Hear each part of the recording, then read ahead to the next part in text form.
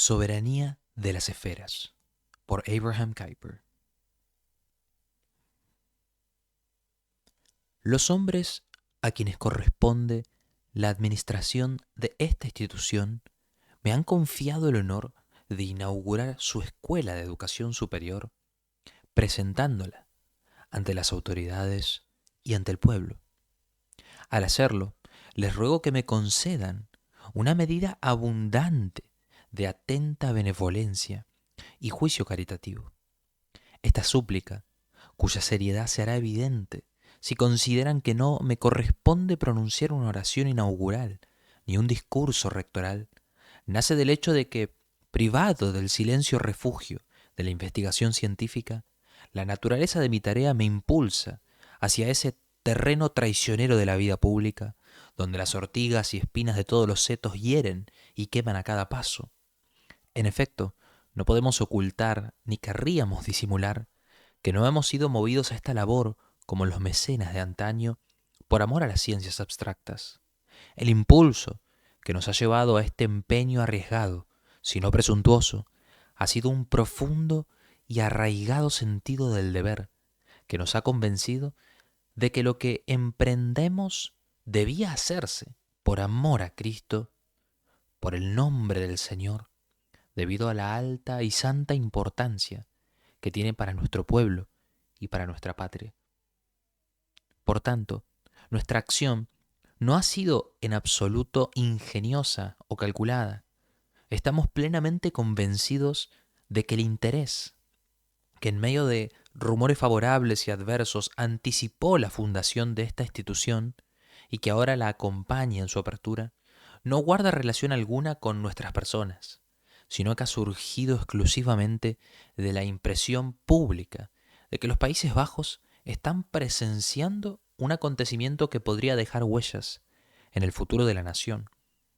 Pues si un criterio más elevado hubiera podido inducirnos a conformarnos con las condiciones existentes, ¿por qué habríamos emprendido esta tarea? Dicho en los términos más moderados, nuestro proyecto implica una protesta contra el estado presente de las cosas y sugiere que algo mejor es posible. Y aún esta sola consideración produce cierta incomodidad y reserva, aunque solo sea por la apariencia de presunción que le sigue como una sombra. Esto podría causar ofensa, podría herir. Por eso me apresuro a asegurarles que ya sea que consideremos el poder del saber, de la influencia y del oro que se nos oponen, o que con humildad reconozcamos nuestra pequeñez, no nos mueve la altivez, sino una serena humildad expresada en la certeza de nuestras palabras. Hubiéramos preferido permanecer en un segundo plano. Habría sido mucho más cómodo ver a otros tomar la delantera. Sin embargo, como esto no fue posible, y puesto que debíamos actuar, salimos al frente, no indiferentes al favor o al desagrado de los hombres, pero ordenando nuestra conducta exclusivamente de acuerdo con las exigencias del criterio del honor de Dios. Ahora, ¿esperan ustedes que les diga qué espera lograr esta escuela que hoy presentamos en la vida de los Países Bajos? ¿Por qué enarbola el gorro frigio de la libertad en la punta de su lanza? ¿Y por qué mira con tanta atención al libro de la religión reformada? Permítanme vincular la respuesta a estas tres preguntas, nacidas de un único concepto: la soberanía de las esferas, señalando esta soberanía de las esferas como el sello distintivo de nuestra institución en su significado nacional, en su propósito científico y en su carácter reformado.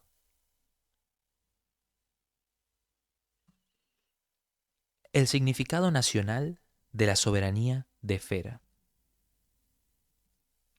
La primera parte de mi discurso consistirá en presentar nuestra institución en su importancia nacional. La vida de nuestra nación también se ve envuelta en una crisis, en este siglo tan impresionante. Una crisis que comparten todas las naciones implicadas, una crisis que impregna a toda la humanidad reflexiva.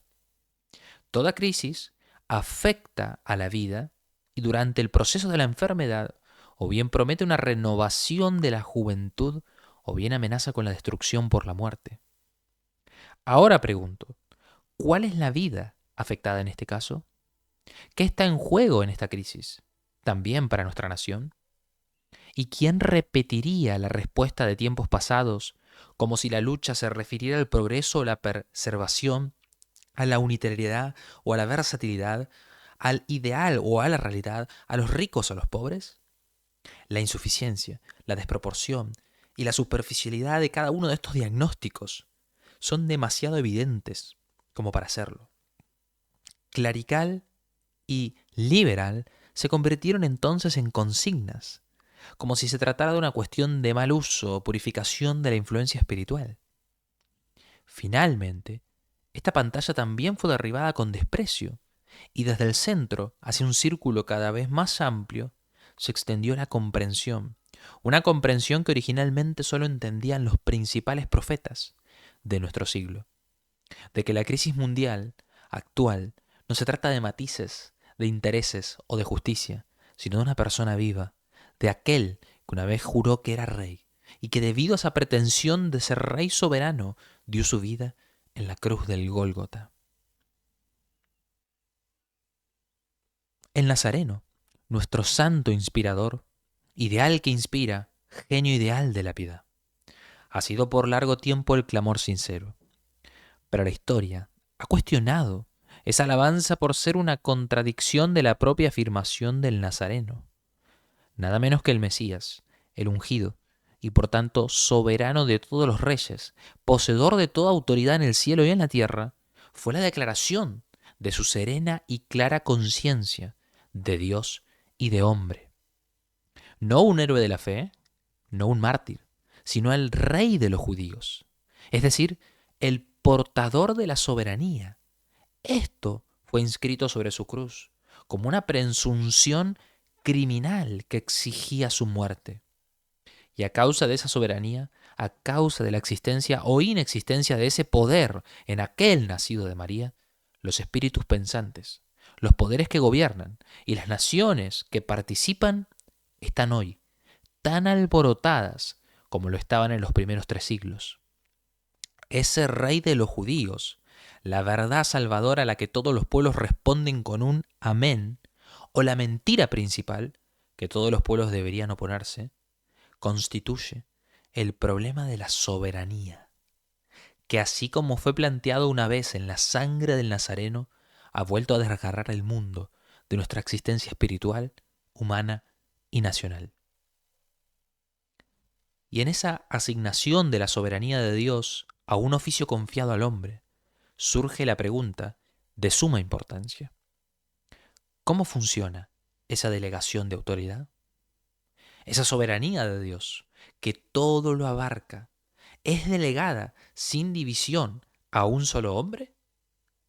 ¿O posee un soberano terrenal el poder de imponer obediencia únicamente dentro de un círculo limitado, un círculo delimitado por otros círculos en los que otro es soberano? Las respuestas a esta pregunta varían, dependiendo de si uno se encuentra dentro del ámbito de la revelación o fuera de él. Pues desde antiguo, la respuesta de aquellos cuyo marco de pensamiento no daba cabida a una revelación especial ha sido siempre, en la medida de lo posible, sin división, pero penetrando en todos los círculos. En la medida de lo posible, porque la soberanía de Dios, sobre la que está arriba, está fuera del alcance del hombre. Su soberanía sobre la naturaleza está fuera del poder del hombre. Su soberanía sobre el destino está fuera de la disposición humana. Pero por lo demás, sí, sin la soberanía de esfera, el dominio del Estado es ciertamente ilimitado, disponiendo de las personas, de su vida, de sus derechos, de su conciencia e incluso de su fe. Entonces había muchos dioses, y por ello, vis unita fortior, la fuerza unida es más fuerte. el único estado ilimitado resultaba más imponente, más majestuoso que el poder fragmentado de los dioses. Y debido a ello, el Estado, encarnado en el César, se convirtió en Dios. El Estado Dios, que no podía tolerar otros dioses junto a sí. Y así nació la pasión por el dominio mundial. Divus Augustus, Augusto divino, con el cesarismo como culto. Una idea profundamente pecaminosa que no fue analizada para las mentes pensantes hasta 18 siglos después. También en el sistema de Hegel, del Estado como el Dios presente. Por otro lado, no en la medida de lo posible, sino en el sentido absoluto, esta soberanía debe ser delegada sin división y sin quebranto alguno. Esta es la declaración de Jehová a Israel por medio de los intérpretes de la profecía mesiánica.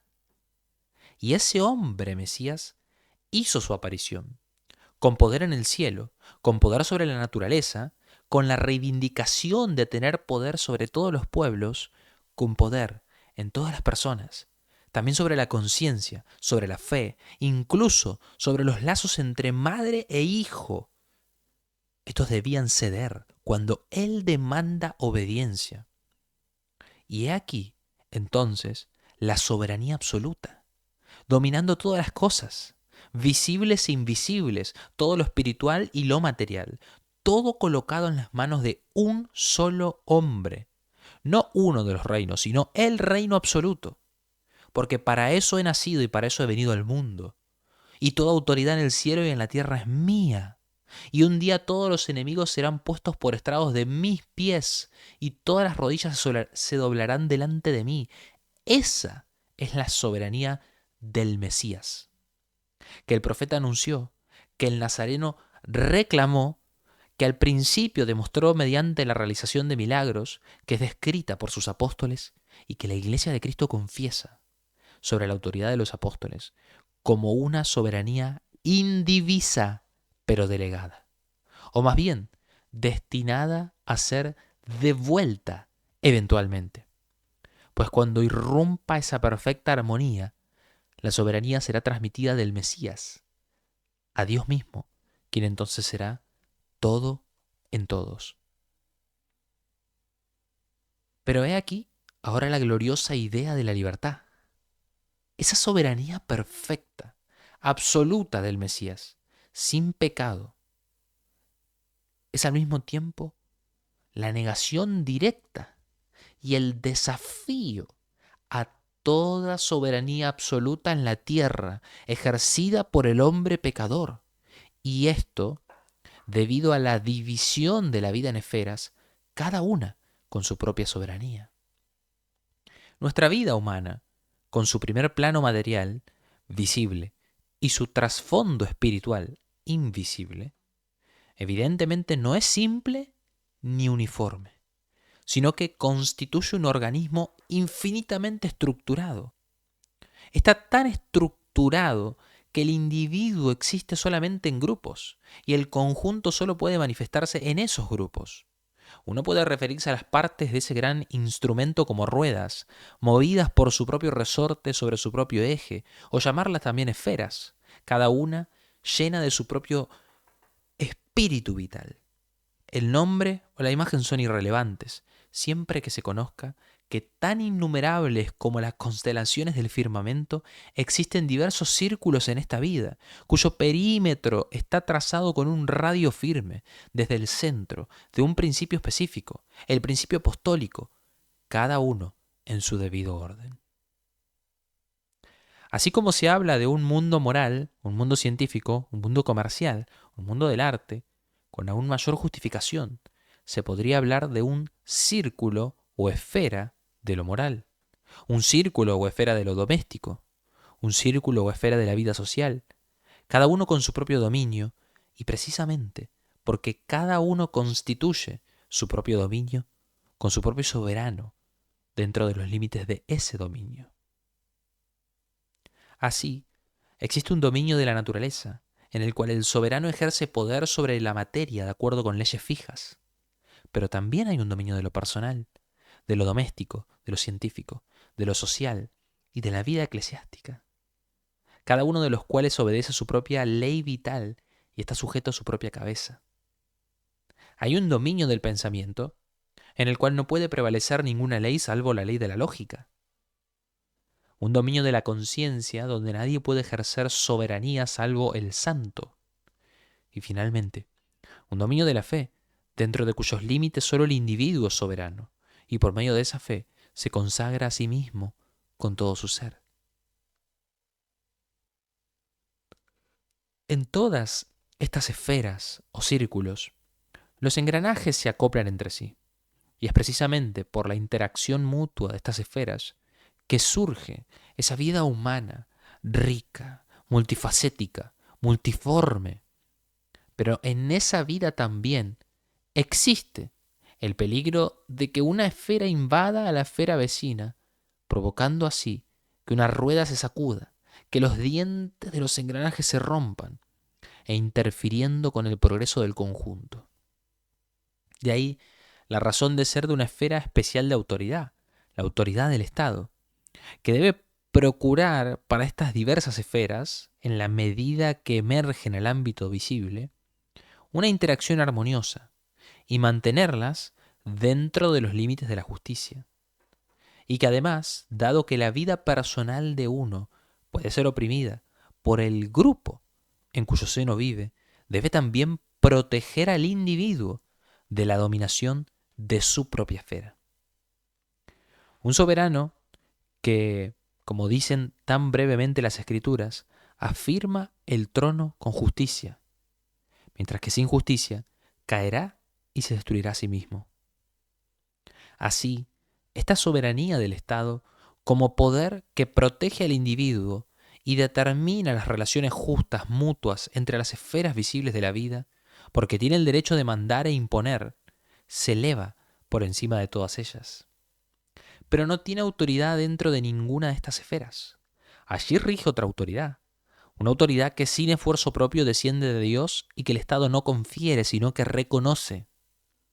E incluso, al definir la justicia en relación con las relaciones mutuas de estas esferas, este soberano del Estado no puede usar su propia voluntad o elección como criterio, sino que está sujeto a la elección de una voluntad superior, tal como se expresa en la naturaleza y la razón de ser de estas esferas. De hacer que las ruedas giren tal como están destinadas a girar, no para oprimir la vida ni para atar la libertad, sino para hacer posible un libre ejercicio de la vida para y en cada una de estas esferas. ¿No es este un ideal inspirador para todo noble soberano del Estado? Así, estos dos credos se oponen claramente entre sí. Aquel cuya vida precede de la esfera de la revelación y que vive de forma coherente en esa esfera, confiesa, como algo natural, que toda soberanía descansa en Dios. Por tanto, que solo puede proceder de Él, y que esta soberanía de Dios ha sido confiada al hombre Mesías, de forma absoluta y sin división. Y por lo tanto, la libertad del hombre está segura en las manos del Hijo del Hombre, ungido como soberano, porque junto con el Estado, toda otra esfera de la vida reconoce esa supremacía que de él proviene, es decir, posee soberanía de esfera. Por otro lado, quienes no perciben la realidad de una esfera especial de revelación, y por lo tanto la niegan, insisten en que debe existir una separación absoluta entre el problema de la soberanía y el problema de la fe. En consecuencia, afirman que cualquier soberanía distinta a la del Estado es impensable. Por ello, promueven con celo que la idea de soberanía se encarne en su sentido más puro en el Estado Supremo y en consecuencia no puede conceder a otras esferas de la vida una libertad más generosa que la que el Estado permita o conceda. Y a esas afirmaciones las llamé credos sobre la soberanía, convicciones de vida, no sistemas, porque el abismo que las separa no se encuentra en una disposición diferente del pensamiento, sino en el reconocimiento o la negación de los hechos de la vida. Para nosotros, cuya vida procede de la revelación, el Mesías vive, Cristo reina, y como soberano está sentado en el trono de poder de Dios, con más realidad de la que ustedes están sentados aquí. Por el contrario, quien no confiesa esto, debe combatirlo como un molesto autoengaño que obstaculiza el desarrollo de los pueblos, un dogma fatal, una visión sin sentido. Así, son confesiones diametralmente opuestas, que aunque repetidamente disimuladas tras una serie de sistemas híbridos, mezclas de más de estos y menos de aquello, o tal vez de cantidades iguales de cada cosa, como credos de principio, de los que esa palidez deriva su tinte básico, siempre rompieron airadamente este juego sin principios. En tiempos críticos y con víscera levantada estuvieron listos para resistir y combatir como las dos únicas gigantescas antítesis que desgarran la vida en su raíz y por lo tanto merecen que uno arriesgue su vida mientras perturba la vida de otro. La soberanía de las esferas, defendiéndose contra la soberanía del Estado, ese es el curso de la historia mundial, antes de la proclamación de la soberanía mesiánica. Pues el niño real de Belén ciertamente cubre con su escudo esa soberanía de las esferas, pero no la creó, existía desde antiguo, era parte esencial del orden de la creación, estaba en el plan de la vida humana, existía antes que surgiera la soberanía del Estado, pero después de que apareció, la soberanía del Estado sospechó que la soberanía de las esferas era su adversario permanente, y dentro de esas esferas, el poder de resistir se disipó por la violación de su propia regla de vida, es decir, por el pecado. Así, la historia antigua nos presenta entre todos los pueblos el vergonzoso espectáculo de que tras una perseverante y a veces heroica lucha, la libertad en la propia esfera perece y el poder del Estado, convertido en cesarismo, se impone. Sócrates bebiendo la cicuta, Bruto hundiendo el puñal en el corazón del César, los Galileos cuya sangre Pilato mezcló con los sacrificios.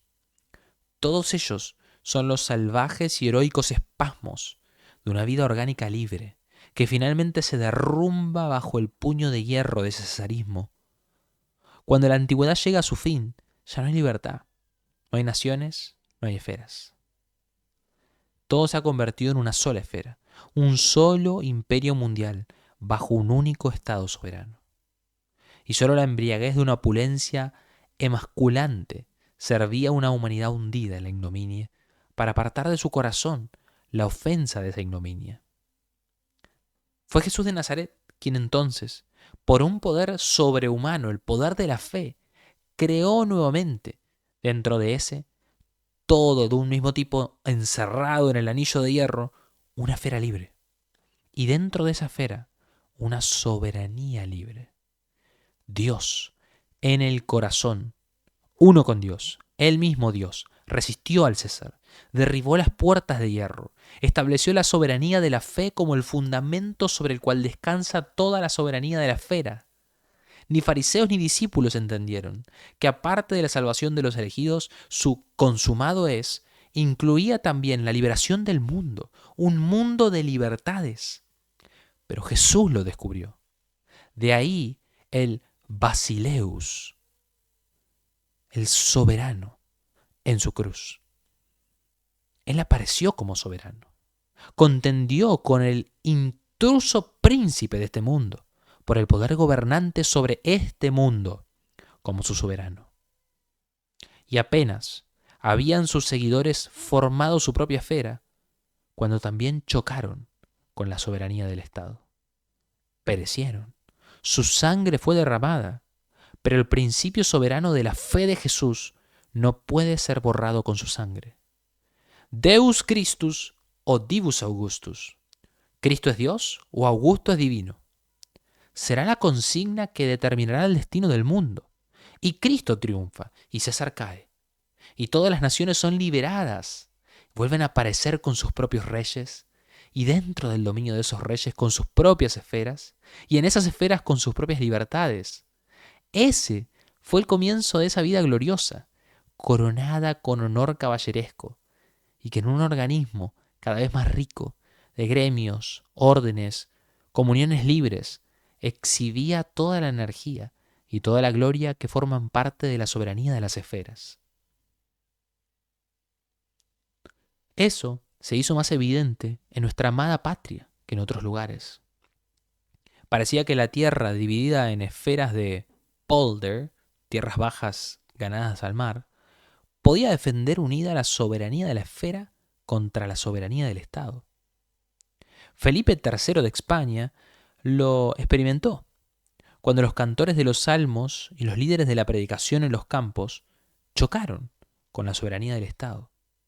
Lo experimentaron también en el siglo siguiente los Estuardo, aquella dinastía británica, y los Borbones, la francesa, cuando el inmortal héroe naval, cuyo mausoleo tenemos ante nosotros, nuestro gran Miquel de Ruyter, resistió el creciente realismo de Carlos II de España y Luis XIV de Francia, en todos los mares, y los derrotó en todas las costas.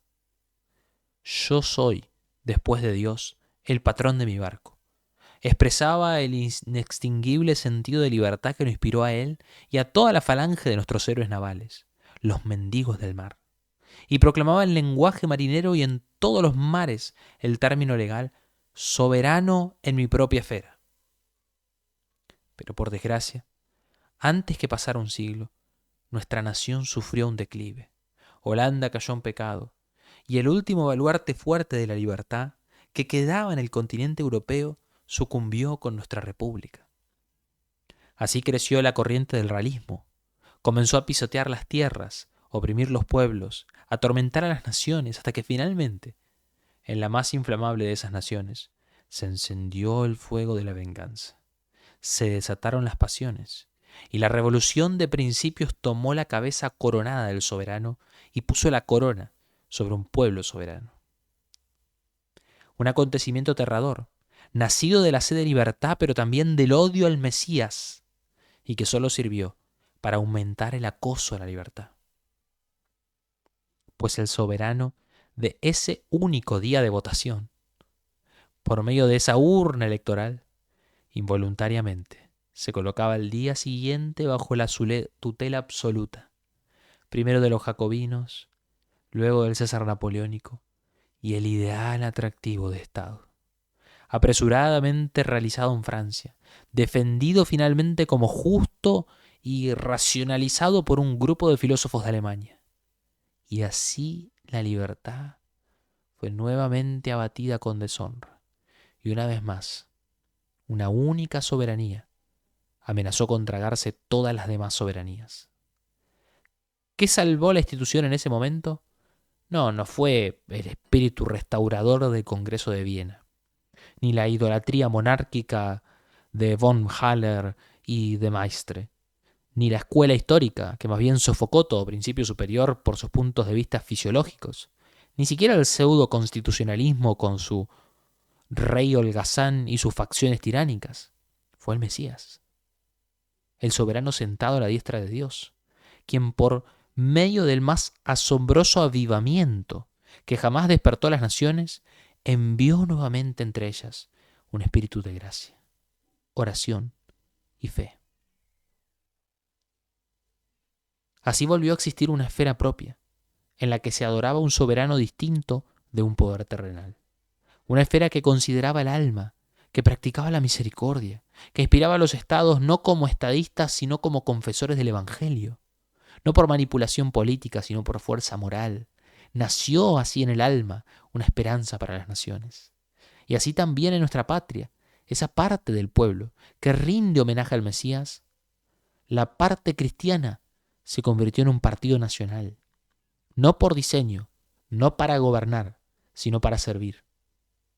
No una facción es decir, un grupo concedido deliberadamente, no una fracción, es decir, un trozo separado, sino un partido del pueblo, es decir, una porción del pueblo, según dividirse en segmentos, impartes dilabi, de aquello que constituye el todo. Todo esto para que, si fuera posible, mediante esta división temporal del todo, la gloriosa unidad del pueblo se inspire nuevamente en buscar un ideal superior. Willem Wilderdijk trazó el contorno de esa esfera cuando arrancó de raíz la soberanía del pueblo con el hacha de su canto. Isaac da Costa dio la nota clave con su himno al soberano Mesías. Y finalmente, Guillermo van Priester escribió el credo constitucional con su elocuente fórmula, soberanía de las esferas. Y en virtud de ese principio, descendido de Dios, ha habido durante 30 años una lucha de rodillas, una búsqueda de los extraviados y una evangelización con pasión por las almas. Conforme a ese principio, surgió una institución tras otra, como casa de misericordia para adornar nuestra herencia. Por ese principio los hombres han sido vilipendiados, el descanso ha sido renunciado, el oro ha sido ofrecido sobre el altar, ha sido predicado con celo al pueblo, se ha orado ante el trono, su causa ha sido defendida en los tribunales, soberanía de las esferas, bajo la suprema soberanía de Jesús. Esto es lo que unió a esa esfera de hermanos, a pesar de otras cosas que podría haberlos separado. De ahí un esfuerzo incansable que templó nuestras escasas fuerzas, un remar contra la corriente que estimuló nuestro valor, un presa uberior, abundancia bajo presión, que hizo que el resorte comprimido se liberara sin falta. Y así, un creciente gradual en espontaneidad por encima de nuestros compatriotas, cuya superioridad en muchos otros aspectos reconocemos humildemente. Así contendimos por la indivisibilidad de la autoridad soberana, por los estados generales, el Parlamento, como junto a y al lado del gobierno, no dentro o bajo él. Así sostuvimos no una teoría disuasoria, sino la soberana venganza de Dios sobre quien se atreve a derramar sangre humana. Así protestamos contra la vacunación obligatoria de nuestros hijos. Así profetizamos acerca de la liberación de la Iglesia. Y así, finalmente, nuestra lucha se concentró en la lucha por la escuela pública, cuando en esa escuela se amenazaba la soberanía de la conciencia, la soberanía de la esfera familiar, la soberanía de la esfera pedagógica y la soberanía de la esfera espiritual. Y porque un principio que siembra semillas según su especie no puede descansar hasta que todos sus brotes estén germinando en coherencia científicamente ordenada, y un partido nacional que defiende tal principio no debe desistir hasta que haya cultivado el fruto de la ciencia desde la raíz de la fe, y porque una ciencia tan abarcadora solo puede cultivarse en una escuela con aspiraciones universitarias. Tenía que llegar con lógica coherencia, impulsada por una fuerza interna a lo que hoy se ha hecho realidad, el lanzamiento de esta, en verdad pequeña e inapta embarcación, pero que, fletada bajo la soberanía del Rey Jesús, espera exhibir en todos los puertos del saber su bandera, soberanía de las esferas. El propósito científico de la soberanía de las esferas. La soberanía de las esferas también debe presentarse como el emblema de nuestros propósitos científicos. También la abordaría desde el lado práctico.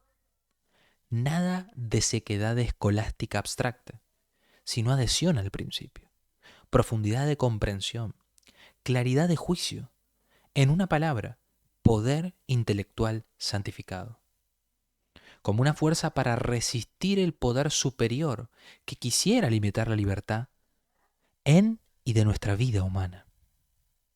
No olvidemos que todo poder estatal tiende a mirar la libertad con sospecha.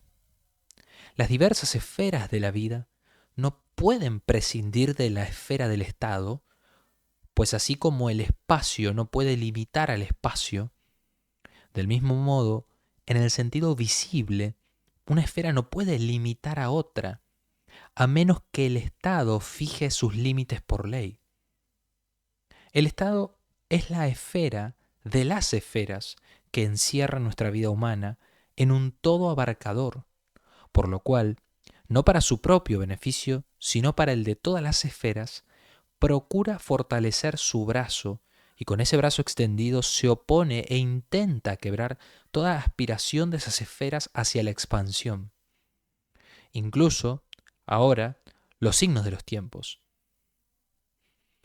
¿Acaso Theodor Mommsen, en la vigorosa imagen de César que presentó, no indicó que el retorno de la línea imperialista trazada por aquel César sería la directriz de la sabiduría política de nuestro siglo? ¿Te presenta al canciller de Alemania, Otto von Bismarck, una figura amante de la libertad? ¿Era acaso el hombre, hablando de Napoleón III de Francia, que sufrió tan inefablemente profunda humillación en Sedán a manos de ese canciller? ¿Amante de la libertad o tiránico? ¿Cuál es tu impresión del tribuno popular que ha reemplazado al hombre de Sedán en la capital de Francia para influir en el pueblo?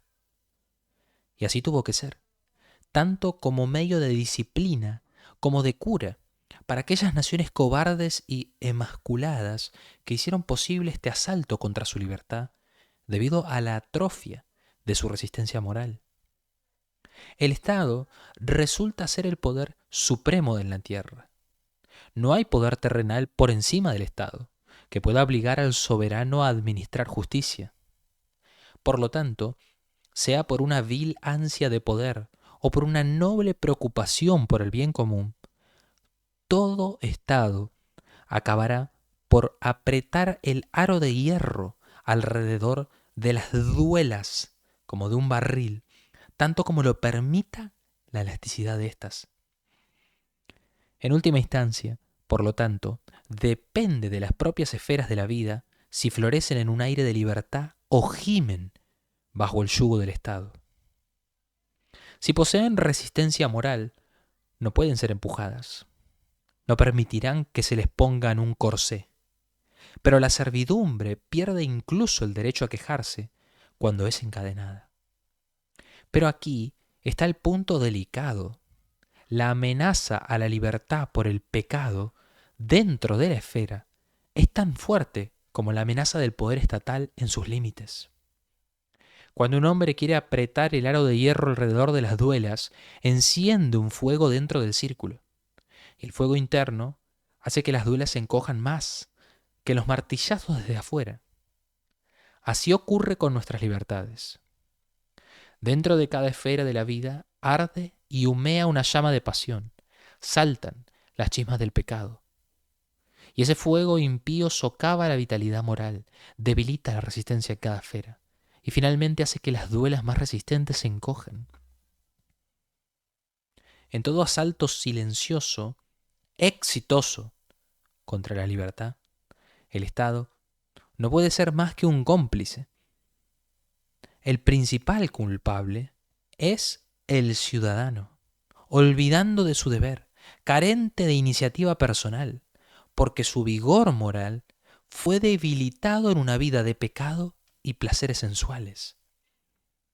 Entre un pueblo sano en su núcleo nacional y que vive una vida sana en sus diversas esferas, ningún Estado puede arrebatar la justicia, sin experimentar la fuerte oposición moral del pueblo bajo Dios. Solo cuando la disciplina desapareció, la opulencia entró y el pecado se volvió descarado. La teoría pudo doblegar lo que ya estaba debilitado y Napoleón pudo aplastar lo que estaba ya desmoronado. Y si Dios no hubiera infundido vigor en esas esferas de vida, de aliento, una y otra vez, también mediante la aflicción para transformar a átomos en dínamos, como dice una nueva filosofía, hace mucho que la última esfera habría sido destruida y lo único que quedaría de la libertad sería el sic transit, así pasa, en su tumba. Entre los medios de defensa que Dios concedió a los pueblos más ilustrados para mantener sus libertades, encontramos también la ciencia, o el saber. Entre los intérpretes del Espíritu Santo, el hombre de Tarso, el apóstol Pablo, destacó como el formado científicamente, y Martín Lutero extrajo la libertad de la reforma no del meditativo Juan ni del práctico Santiago, sino del tesoro paulino. Sé bien que el saber también pudo traicionar la libertad, y de hecho la traicionó más de una vez, pero eso fue a pesar de, y no por virtud de su misión sagrada. Tomando en su forma genuina, Dios no lo envió como un ángel de luz. ¿Acaso no es la falta de clara conciencia lo que priva al loco, al idiota y al borracho de su aspecto humano? Y llegar a una conciencia clara no solo de uno mismo, sino también de lo que existe fuera de uno mismo. ¿No es esa la esencia de la ciencia? La reflexión de Dios acerca de sus pensamientos para, sobre y en nosotros. La conciencia vital no solo de un individuo, sino de la humanidad de todas las épocas. Poder contemplar lo que es y así resumir en nuestro entendimiento lo que se refleja en nuestra conciencia. Es la disposición misericordiosa de Dios para nuestra existencia humana. Poseer sabiduría es un rasgo divino en nuestro ser. En efecto, el poder de la sabiduría y la ciencia se extiende tanto que el curso de las cosas suele no seguir la realidad, sino la forma en que el hombre imagina esa realidad. ¿Quién diría que las ideas son poco importantes? Esas ideas moldean la opinión pública. Esas opiniones forman el sentido de justicia. Y según ese sentido, la corriente de la vida espiritual se descongela o se congela. En consecuencia, quien espera que sus principios ejerzan influencia, no puede seguir flotando en una atmósfera de sentimientos, no avanza con fantasías. De hecho, solo llega a medio camino con su confesión.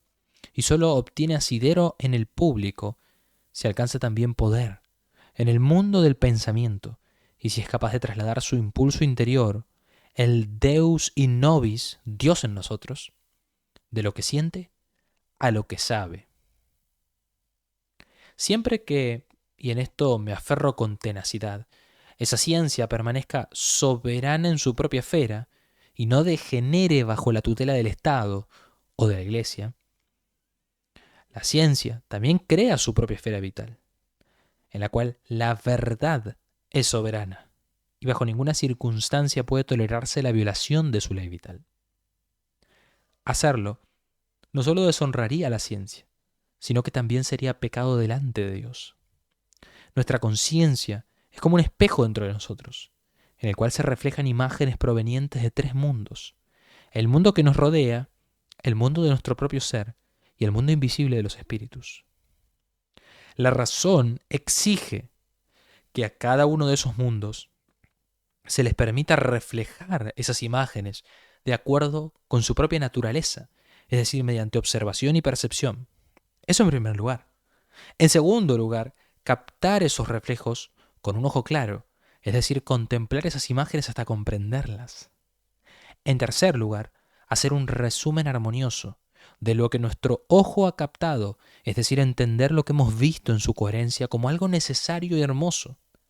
No contemplación, por tanto, sino reflexión en nosotros. Ciencia que produce sabiduría. De la vida para la vida, culminando en la adoración del único Dios sabio. Baruch Spinoza comprendió la soberanía de la ciencia en su propia esfera. Y por eso nuestra admiración por el carácter de Spinoza es tan grande, como nuestro desprecio por el insípido Erasmo, medido con criterios morales. En el caso de Spinoza, tanto el órgano como la percepción eran defectuosos, por lo que su conclusión fue necesariamente falsa. Pero el hecho de que, viendo lo que veía y cómo lo veía, se negara firmemente a prestar su nombre a una violación de la soberanía de la ciencia en su propia esfera, no es censurable para un verdadero reformado, sino que lo considera muy superior a la inestable vacilación que tentó a muchos, quienes sabían lo que Spinoza nunca supo: aceptar un compromiso sin principios. Por lo tanto, debemos insistir en que la Iglesia de Jesucristo nunca imponga su supremacía sobre la ciencia. Aunque implique sufrir a manos de la ciencia, la Iglesia debe urgir a que la ciencia nunca se convierta en esclava, sino que mantenga la soberanía que le corresponde en su propia esfera y viva por la gracia de Dios. Existe sin duda un peligro satánico de que algunos degeneren en demonios de orgullo y tienten a la ciencia a arrogarse lo que está fuera de su esfera. Sin embargo, no se puede escalar un campanario alto sin afrontar el peligro de una caída grave, y además, lo que dijimos sobre la tiranía del Estado también puede aplicarse a la tiranía de la ciencia. Esta no puede surgir a menos que la Iglesia decaiga espiritualmente. Y cuando hay un despertar espiritual en la Iglesia, esta impulsará a la ciencia, que la había disciplinado en el nombre de Dios, a volver a sus preciosos límites. Lo mismo, aunque no de forma idéntica, puede decirse del Estado.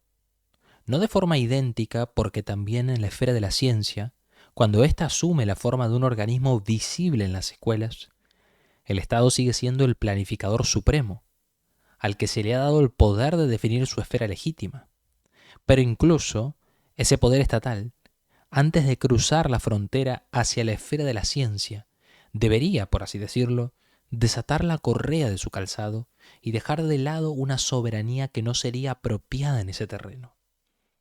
La ciencia, como sierva del Estado, tal como los gibelinos la enfrentaron a los guelfos, o como la burocracia francesa fue usada para dominar al pueblo, o como la reacción alemana intentó hacerlo mediante la vergüenza de Göttingen, es una prostitución degradante que anula toda pretensión válida de influencia moral.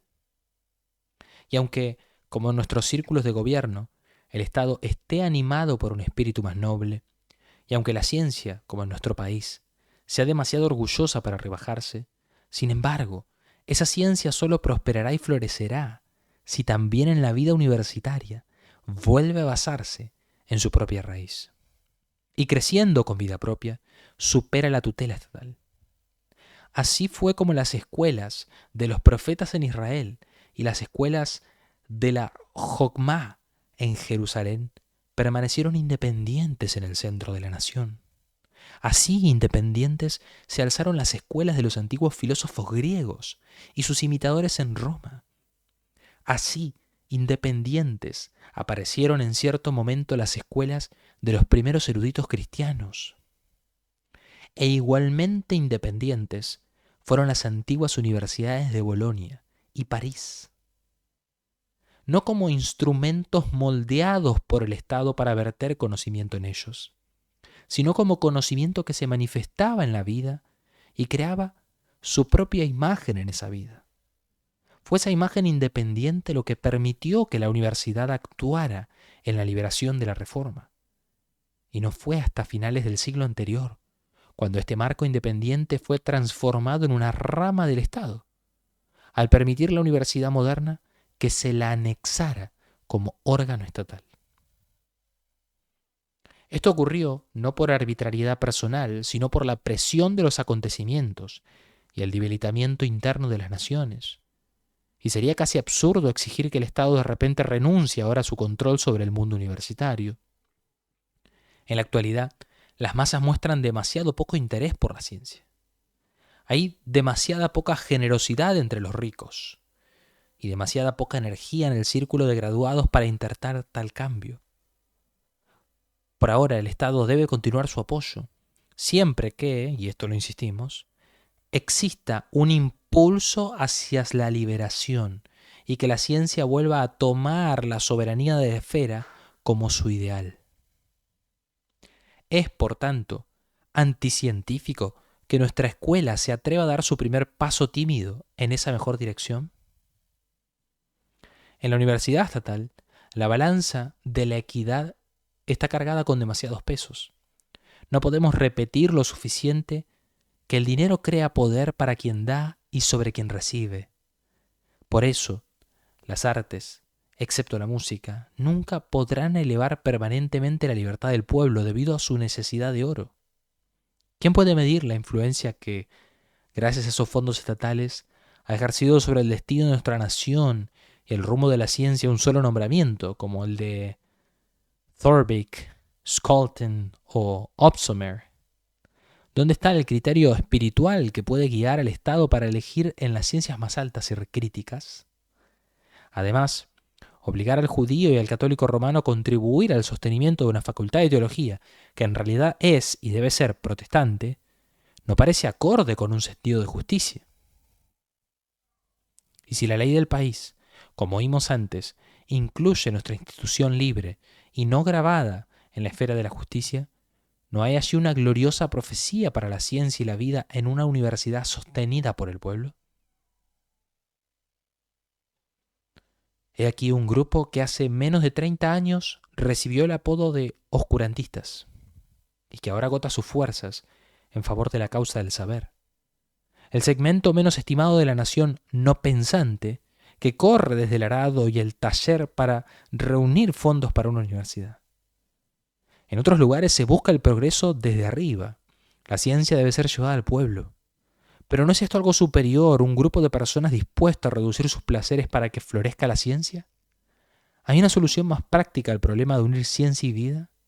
¿No es esencial que los científicos que viven de fondos aportados por el pueblo crezcan junto al pueblo y rechacen toda abstracción vacía? Además, ¿no es dar en sí mismo un poder? ¿No es la capacidad de desprenderse del dinero un activismo moral? ¿Quién entonces podrá valorar en su justa medida el capital moral que nuestra nación acumulará mediante esta costosa institución? Se han hecho quejas sobre la falta de carácter, pero puede ser más útil para formar carácter que esta iniciativa libre de ciudadanos, vigilantes, ¿otra cosa? Y si en otros lugares la rueda de la universidad gira por el poder de los beneficiarios y la disposición de los pagadores, no seremos envidiosos. Porque sí, en nuestro caso es una lucha por la vida, es precisamente en esa lucha donde se genera el poder de la gloriosa devoción. En el dinero que se nos confía hay un valor distinto y mayor que el valor intrínseco del metal. Oración, amor, sudor se adhieren al oro que fluye a nuestras arcas. El carácter reformado de la soberanía de las esferas. Hemos visto que la soberanía de las esferas fue el estímulo que dio origen a nuestra institución. Se afirmó con franqueza que la soberanía de las esferas es también, entre nosotros, la condición regia para el florecimiento de toda ciencia.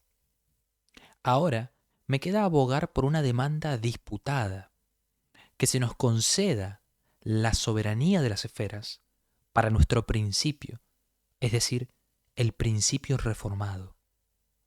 Sin embargo, al mencionar este nombre, deseo de inmediato refutar un malentendido crónico y disipar toda sospecha de que interpretemos reformado como algo distinto o inferior al cristianismo real y verdadero. Así como el comerciante habla de peso neto, el acuñador de oro fino, el platero de contraste, la escritura de nardo preciso y cierto periódico de la ciudad de Sparne se llama a sí mismo el íntegro. Así también nosotros, si quisiéramos ser excéntricos, podríamos hablar de un cristianismo neto, fino, precioso o contrastado. Pero dejaremos pasar tales términos extraños y preferimos hablar, según el uso y las exigencias de la historia, de reformado, a fin de trazar una clara distinción entre el cristianismo imitado, adulterado o atrofiado y el cristianismo que es bíblico. Hablar meramente de cristiano carece de significado, pues podríamos referirnos también a lo romano católico o a lo remonstrante, es decir, arminiano. Ninguno de los modernistas ha abandonado todavía el nombre cristiano.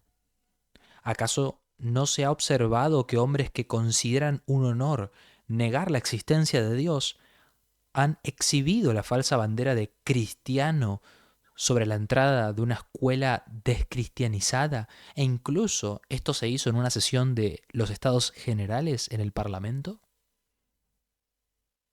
Algo debe añadirse. No podemos escapar a la confusión de lenguas a menor costo. Y puesto que también en el ámbito espiritual la soberanía de las esferas es aplicable, y que por lo tanto no es prerrogativa del individuo acuñar nombres para los principios ni definirlos, pues ese derecho está reservado al órgano rector que es portador de la vida histórica en esa esfera, no nos correspondía elegir otro nombre. Tampoco se nos autorizó a confesar nuestros principios de manera arbitraria. Debíamos presentar el nombre reformado que llevábamos como hijos de la reforma neerlandesa y comprender en ese nombre no lo que nos agradara, sino el juicio legítimo de la Iglesia, es decir, una confesión valiente e incondicional de los cánones de Dort. Esto no significa que rechacemos a nuestros hermanos luteranos. Mirar por encima del hombro a otros cristianos sería culpable. Solo pedimos que no se nos obligue a intercambiar lo que consideramos más fino por algo de menor calidad, y que se nos permita reconstruir, según el estilo puramente reformado, el templo reformado que ha caído en ruinas. En este discurso también he sostenido esto, y por ello he colocado la soberanía de Dios en primer plano, conforme a las exigencias de la Escritura y a la enseñanza de Calvino. Porque esta soberanía estimula la vida hasta sus raíces y vence todo temor a los hombres y al mismo Satanás. Y si alguien preguntara si esta soberanía de las esferas se deriva del corazón mismo de las Escrituras y del tesoro de la vida reformada, le rogaría que primero sondee las profundidades del principio orgánico de fe que contienen las Escrituras, que observe además la ley tribal de Hebrón para la coronación de David, que advierta la resistencia de Elías a la tiranía de Acab, la negativa de los discípulos a someterse a las regulaciones policiales de Jerusalén, y no en menor medida, que escuche la máxima de su Señor acerca de lo que es de Dios y lo que es del César. Y en cuanto a la vida reformada, ¿acaso no conocéis el concepto calvinista de los magistratus inferiores? Es decir, los magistrados menores.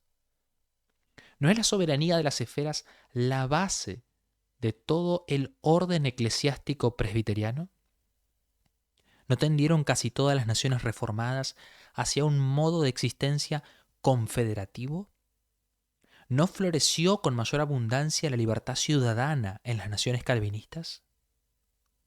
Y no puede negarse que la paz interna, la descentralización y la autonomía municipal se garantizan mejor incluso hoy por la promesa de los ius de Calvino, los hijos de Calvino. Así pues, está plenamente en línea con el espíritu reformado que ahora pidamos soberanía para nuestro propio principio en nuestra propia esfera científica. No podemos hacer un pacto de neutralidad con la ciencia, que procede de otro principio, y sentarnos en la misma mesa. Pues aunque no niego que entre las autoridades no cristianas existe un temor de Dios y de su justicia, temor que Calvino honró incluso en el caso de tiranos paganos, sin embargo, tal rasgo piadoso no es más que el cimiento, y a lo sumo, una sección de muro, pero sin techo ni ventanas. O para dar una imagen más clara, ¿de qué sirve una torre erigida que carece de aguja y por tanto de campanario, de reloj, de veleta, en suma de todo aquello para lo que fue construida? Más aceptable sería aquella otra propuesta, la de una gran academia estatal en que las autoridades proveyeran únicamente auditorios equipados con atriles, así como museos y laboratorios en los que todo erudito tuviera derecho a presentarse y cada esfera el derecho a colocar sus eruditos. Sería una especie de estación central donde confluyeran todas las líneas, pero cada una con su propia dirección y administración. Pero incluso, entonces se violaría mutuamente el derecho real de cada principio a tener su propia soberanía de esfera. ¿Acaso no enseña la historia que la ciencia ha asumido una forma totalmente distinta en cada esfera de vida, dotada de su propio principio? Pues ha existido una ciencia griega, una ciencia árabe, una ciencia escolástica y, aunque no tengamos parentesco con ellas, cada una en su propia esfera fue debidamente considerada y profundamente elaborada por gigantes intelectuales, y ninguno de nosotros podría estar a su altura. Del mismo modo, han existido universidades católicas y no católicas romanas. La sucesión de filósofos que aparecieron con y después de Kant estableció escuelas científicas que, dependiendo de si enfatizaban lo subjetivo o lo objetivo, se excluían mutuamente. ¿Cómo podría promoverse un matrimonio entre un monista y un atomista? De hecho, el poder de un principio es tan dominante y apremiante que se concede generalmente que la fuerza intelectual de Hegel fue capaz de producir sistemas individuales para cada área, teológica, jurídica, física, etc. De modo que cualquiera que estudiara derecho penal en la escuela de Hegel y derecho civil en la escuela de Herbart encontraría completamente confundido su sentido de la justicia. Y si esta imposibilidad de cooperación en el tejido de una prenda es evidente cuando hay una diferencia en el principio de pensamiento, ¿cuán más imperiosa es la necesidad de la soberanía de las esferas en el caso de un principio de vida? Como lo indica el ejemplo de Fichte, si solo está en juego un principio de pensamiento, es posible volver a lo que originalmente se rechazó. Pero eso no puede hacerse en el caso de un principio de vida. Este está arraigado en hechos, o dicho de manera más enfática, en una persona viva, en una persona cuya aparición precipitó una crisis mundial. Porque si interrogas a esta persona viva, a este Cristo, o a sus intérpretes autorizados, ¿qué aprendes?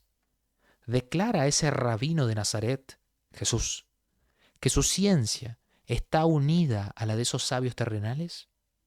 ¿Te dicen los apóstoles que un curso de posgrado en Jerusalén o Atenas te llevará gradualmente y naturalmente a un conocimiento superior? No, la verdad es la contraria. Ese rabino te hará ver que su tesoro de sabiduría ha estado oculto a los sabios y entendidos y ha sido revelado a los niños. Y Pablo, el Pablo formado científicamente, traza un abismo entre la ciencia que adquirió antes y el principio de vida que desde entonces se le ha implantado, un abismo tan ancho, tan profundo e infranqueable que llama al ámbito de pensamiento de uno necedad y al ámbito de vida del otro sabiduría. Pretenderemos entonces cultivar sobre una sola raíz aquello que, según la autoconciencia divina de Jesús, tiene un enraizamiento diferente. No lo intentaremos, señores. Más bien, considerando que un principio es el inicio de algo y que por lo tanto un principio distinto produce algo distinto, mantendremos una soberanía de esfera distinta para nuestro principio y otra para lo de nuestros oponentes en toda la esfera del pensamiento. Es decir, así como ellos, de acuerdo con su principio y el método adecuado a ese principio, erigen una casa de ciencia que brilla pero no nos atrae, así también nosotros, desde la raíz de nuestro principio y de acuerdo con el método que le es propio, permitiremos que crezca un tronco, cuyas ramas, hojas y flores se nutran de su savia vital distinta. Afirmamos haber descubierto algo que nuestros adversarios llaman autoengaño. Sea así. Ser tenidos por necios por esta causa es tan necesario para nosotros como nos es imposible dejar de decir con el poeta de Proverbios, los impíos de nuestro tiempo no entienden la sabiduría. No decimos que Él sea inferior a nosotros en conocimiento. Puede que sea superior a nosotros en ese aspecto, pero sí decimos con Proverbios que carece de sabiduría, porque niega aquello que para nosotros es un hecho seguro en Cristo. Y además afirma que no ha hallado en su alma lo que nosotros conscientemente hemos hallado en la nuestra. Fe en la palabra de Dios, objetivamente infalible en las Escrituras y subjetivamente ofrecida a nosotros por el Espíritu Santo. He aquí la línea divisora. Esto no significa que el conocimiento de otros se base en certeza intelectual y el nuestro solo en fe, pues todo conocimiento procede de la fe en una u otra cosa. Uno se apoya en Dios, otro en su propio yo, otro en su ideal. No existe el hombre que no crea en nada. Al menos uno que no tuviese hechos de partida no podría encontrar ni siquiera un punto inicial para su pensamiento. ¿Y cómo podría aquel cuyo pensamiento carece de todo punto de partida investigar nada científicamente? En efecto, nuestro propósito es, por lo tanto, construir al lado de lo que otros han construido, sin nada en común salvo el exterior, la vista, desde las ventanas y una imprenta que, como un cartero, mantenga la comunicación de ideas. Porque también reconocemos que la lucha mutua entre pensamientos es posible y necesaria, pero nunca sobre otra cosa que no sea el punto de partida y la dirección. Una vez que estos han sido definidos, tu línea queda trazada y dependiendo si estás a la derecha o a la izquierda de esa línea, tus puntos de vista no coincidirán y cualquier argumento que se presente carecerá de poder de convicción. Todo pensador orgánico ridiculizará con razón toda pretensión atómica de que todas las personas en crecimiento deben pensar a través de cada sistema y examinar cada confesión y después elegir lo que considere mejor para sí mismo. Nadie puede ni querrá hacer eso, porque ni el tiempo ni la capacidad intelectual son suficientes para ello. Y solo el insensato puede imaginar que lo ha hecho o creer que otros lo han hecho, si él mismo no entiende de ciencia. Tal muestreo de todos los sistemas solo alimenta la superficialidad, arruina el pensamiento, corrompe el carácter y deja el cerebro incapaz para trabajos más sólidos. Créeme, no es una mirada superficial a todas las casas lo que aumenta el conocimiento sobre construcción, sino un examen cuidadoso de una casa bien edificada, desde el sótano hasta el ático. Nuestra ciencia, por lo tanto, no será libre en el sentido de desvinculada de sus principios. Eso sería la libertad de un pez en tierra seca, de una flor arrancada del suelo, o si quieres, de un jornalero drentés de la provincia noroccidental de Drente, arrancado de su aldea y súbitamente colocado en Fleet Street o en el Strand. Con firmeza e inexorablemente nos atamos en nuestra propia casa a una regla de vida definida, convencidos de que la vida doméstica florece mejor cuando está regida por reglas definidas. Pues la libertad más generosa en el ámbito de la ciencia es esta, que la puerta esté abierta para quien quiera irse, que ningún extraño entre en tu casa para enseñorearse de ti, pero también que cada uno pueda construir libremente sobre el fundamento de su propio método y que los resultados que produzca sirvan como la cornisa. Finalmente, si preguntas si deseamos este desarrollo científico individual, no solo para la teología, sino para todas las disciplinas, y si tal vez apenas puedes contener una sonrisa al oír referencias burlonas a la medicina cristiana o la lógica cristiana, escucha nuestra respuesta a esa objeción. ¿O acaso piensas que nosotros, confesando la revelación de Dios, tal como fue nuevamente reformada después de la deformación, como punto de partida de nuestro esfuerzo, limitaríamos el beber de esa fuente a los teólogos? ¿Y que médicos, juristas y filólogos despreciarían ese manantial? ¿Crees que existe una ciencia digna de ese nombre, cuyo conocimiento profesional esté separado de los demás en compartimientos estancos? ¿Por qué hablar de una facultad de medicina?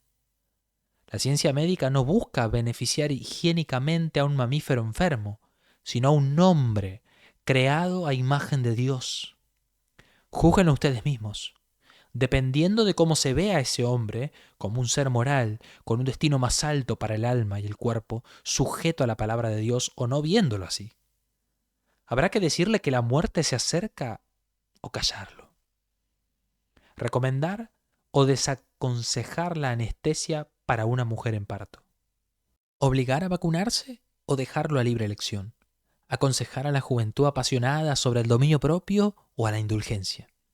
Maldecir la fertilidad de la madre con el maltusianismo o bendecirla con las escrituras.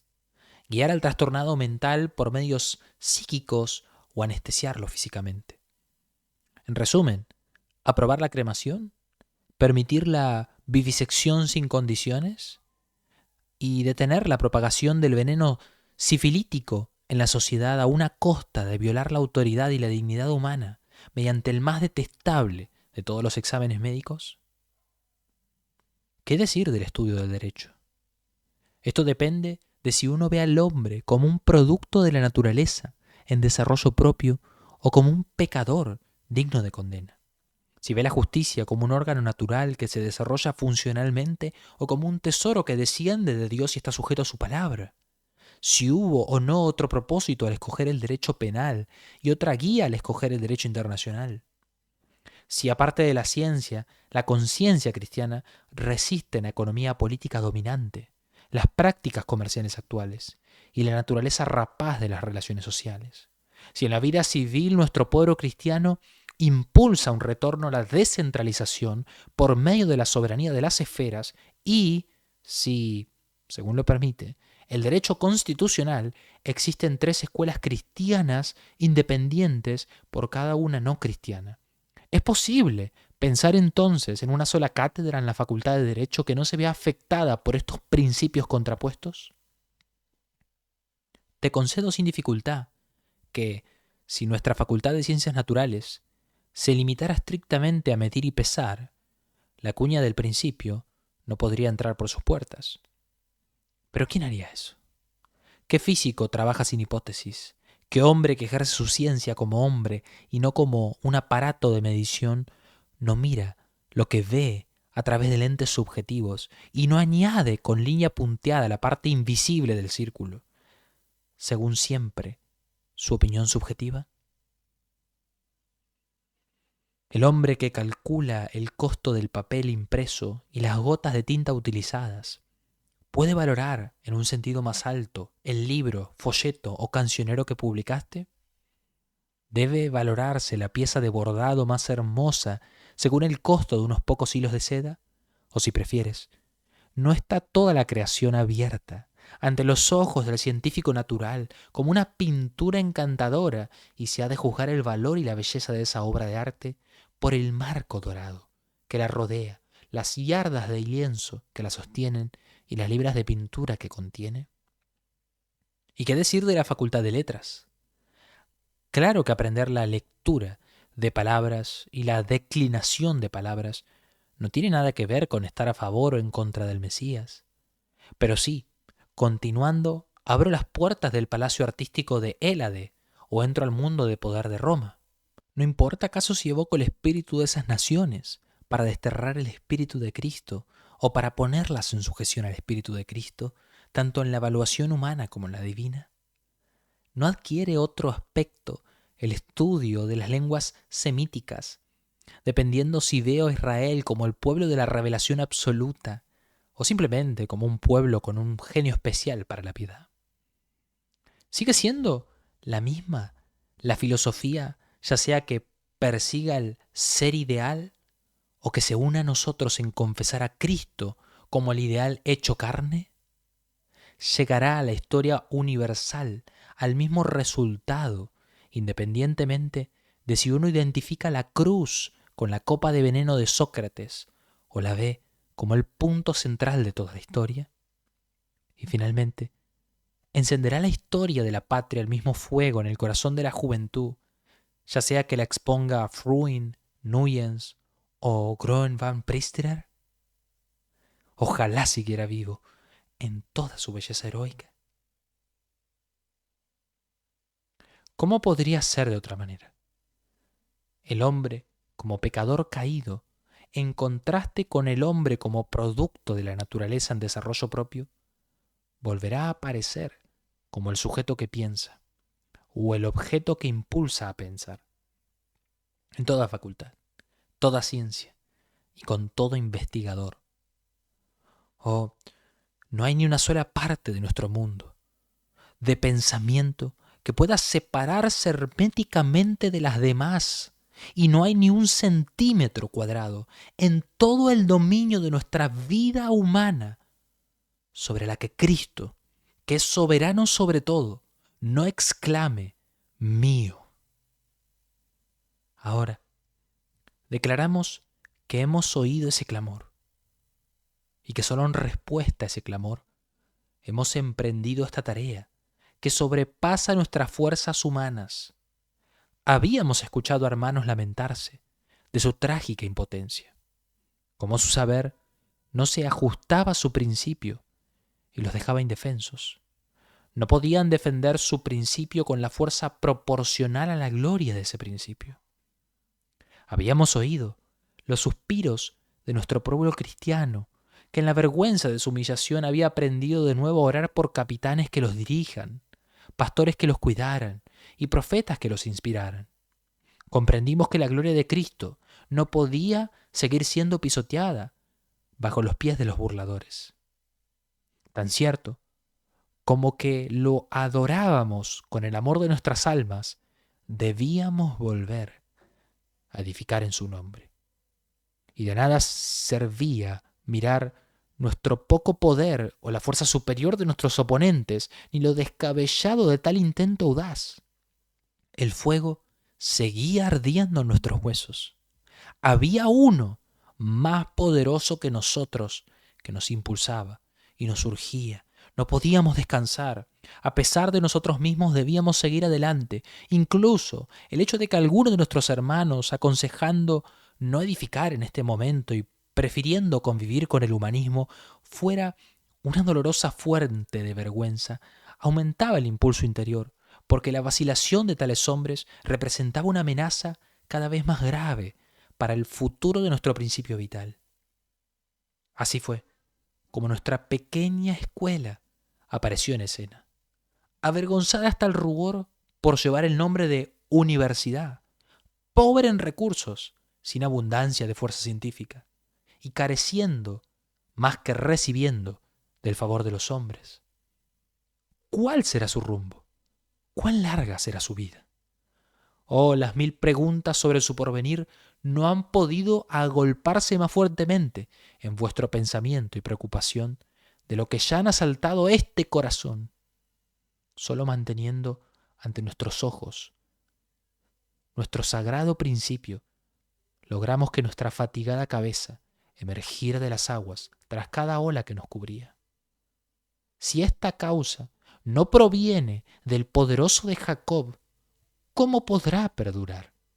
Porque no exagero, lo que emprendemos con el establecimiento de esta escuela se enfrenta a todo lo que el mundo llama grande. Se opone a un mundo de eruditos, se enfrenta a todo un siglo y a un siglo de gran atractivo. Por tanto, sentíos libres de mirarnos desde lo más bajo que vuestro fuero interno os dicte. En cuanto a nuestra persona, nuestra fuerza, nuestra significación académica, tener a Dios por todo y al hombre por nada es el credo calvinista que os da pleno derecho a hacerlo. Solo os pido una cosa. Aunque seáis nuestro más encarnizado adversario, no nos neguéis el tributo de vuestro respeto hacia el entusiasmo que nos inspira. Porque aquella confesión de la que hemos sacudido el polvo fue en otro tiempo el grito del alma de una nación oprimida. Aquellas escrituras ante cuya autoridad nos inclinamos han consolado en el pasado, como testigo infalible de Dios, a los afligidos de vuestras propias generaciones. ¿Y acaso no fue ese Cristo cuyo nombre honramos en esta institución, el inspirador, el adorado de vuestros propios padres? Por eso, aun si supiéramos, de acuerdo con vuestro credo y con lo que se ha escrito en el estudio y repetido en la plaza pública, que las escrituras han caducado y el cristianismo está anticuado, aún entonces os pregunto, ¿no es el cristianismo, incluso para vosotros, históricamente demasiado imponente, demasiado majestuoso, demasiado sagrado como para caer ignominiosamente y desaparecer sin honor? ¿O acaso ya no existe el nobleza obliga? ¿Y podríamos permitir que una bandera que trajimos de Gólgota cayera en manos del enemigo? Mientras quedara algo por intentar, mientras quedara una sola flecha sin disparar, mientras quedara, aunque fuese pequeño, un cuerpo de guardia del coronado en el Gólgota, en esta tierra de nuestra herencia. A esa pregunta, y esta es mi última palabra, señores, a esa pregunta resonó en nuestra alma un nunca, por Dios, y de ese nunca nació esta institución. Y sobre ese nunca, ese jamás, como juramento de lealtad a un principio superior, pido un eco que sea un amén de todo corazón patriótico.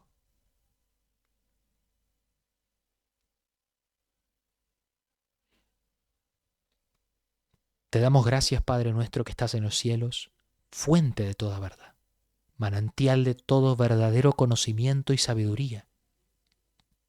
La criatura, al apartarse de ti, no encuentra sino tinieblas, cansancio y angustia del alma, pero cerca de ti, bañándose en tu vida, la luz nos rodea, la fuerza palpita en nuestras venas y la libertad de la fe se despliega en bienaventurado éxtasis.